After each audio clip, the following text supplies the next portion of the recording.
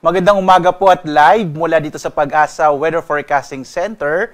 Narito na ang lagay ng ating panahon ngayong araw nga ng Sabado, October 11, 2025. Unahin muna po natin yung ipinalabas natin na press release kahapon ng DOST Pag-asa kung saan binanggit natin na present na o meron na po tayong La Nina conditions, particular na dito sa Tropical Pacific. Minomonitor po kasi natin yung mga yung temperatura, particular na sa karagatan sa Equatorial Pacific. At nakita nga natin na simula August hanggang ngayong Oktubre ay patuloy na mas malamig kesa sa normal yung temperatura ng karagatan sa Equatorial Pacific. At dahil doon, meron na po tayong tinatawag na La Nina condition. Ano naman epekto nito sa ating bansa? Dahil sa La Nina, posible na mas mataas kaysa sa normal ang maranasan natin ng mga pag-ulan ngayong Oktubre hanggang February 2026, lalong-lalo na sa may silangang bahagi ng ating bansa. Inaasahan kasi natin na dahil sa La Nina, posibleng magkaroon ng mas maraming mga babuong bagyo hanggang sa pagtatapos ng taong ito at posible din na mas malakas yung easterlies o yung hangin nagmumula sa karagatang Pasipiko at dahil doon,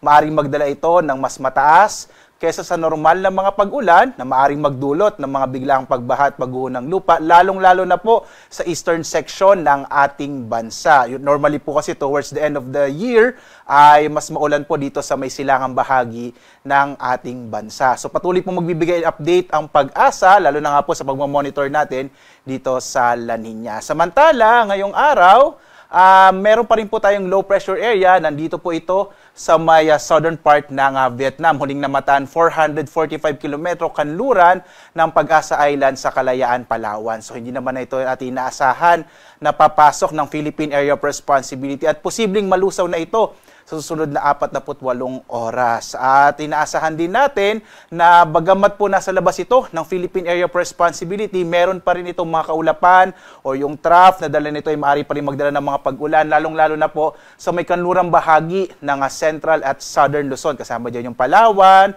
yung bahagi ng Bataan, Zambales, maging dito sa Metro Manila, Batangas, Cavite at Occidental Mindoro. Samantala, yung southwesterly wind flow o yung hangin nagmumula sa timog kanluran ay maaari naman magdala ng maulap na kalangitan na may kalat-kalat ng mga pag-ulan, partikular na sa may kanlurang bahagi ng Visayas at ng Mindanao. Sa iba pang bahagi natin bansa, makikita nyo, lalo na dito sa may Northern Luzon, walang masyadong kaulapan na namamataan. No? So, posible po na medyo maaliwalas or maaliwalas sa panahon ng mararanasan sa nalalabing bahagi ng ating bansa.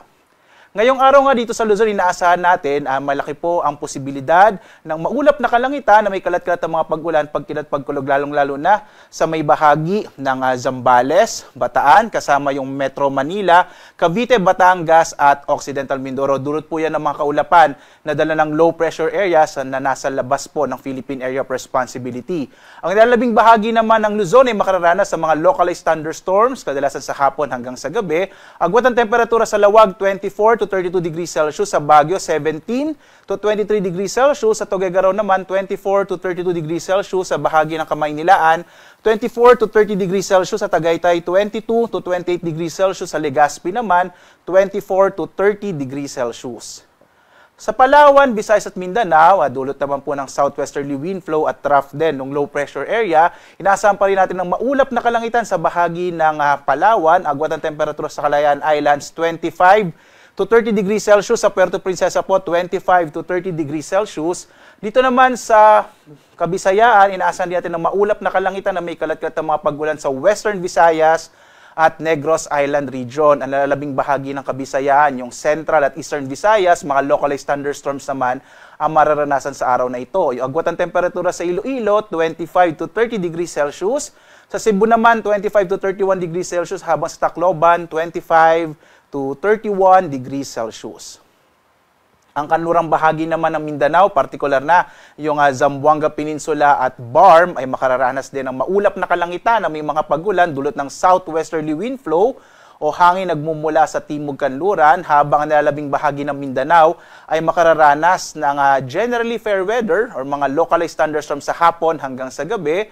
Agwat ang temperatura sa Zamboanga nasa 24 to 32 degrees Celsius, sa Cagayan de Oro naman 25 to 31 degrees Celsius, habang sa Davao ay 25 to 32 degrees Celsius.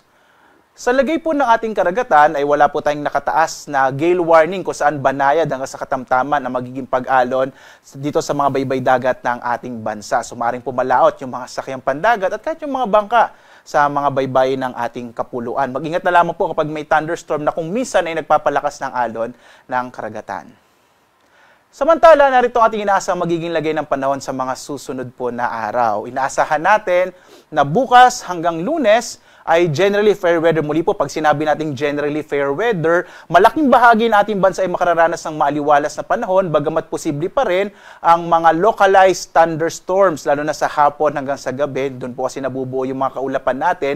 Pagdating ng araw ng Martes hanggang Miyerkules, posibleng ang mas malaki ang mga tsansa o posibilidad ng mga pag-ulan dito sa may silangang bahagi ng Eastern Visayas or dito sa may Eastern Visayas maging sa Bicol region.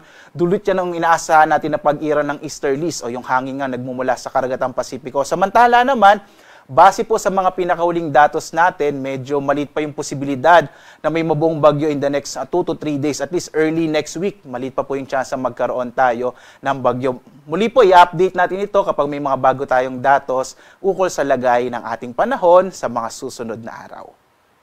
Samantala, ang ating araw ay sisikat mamayang 5:47 na umaga, lulubog, ganap na 5:39 ng gabi.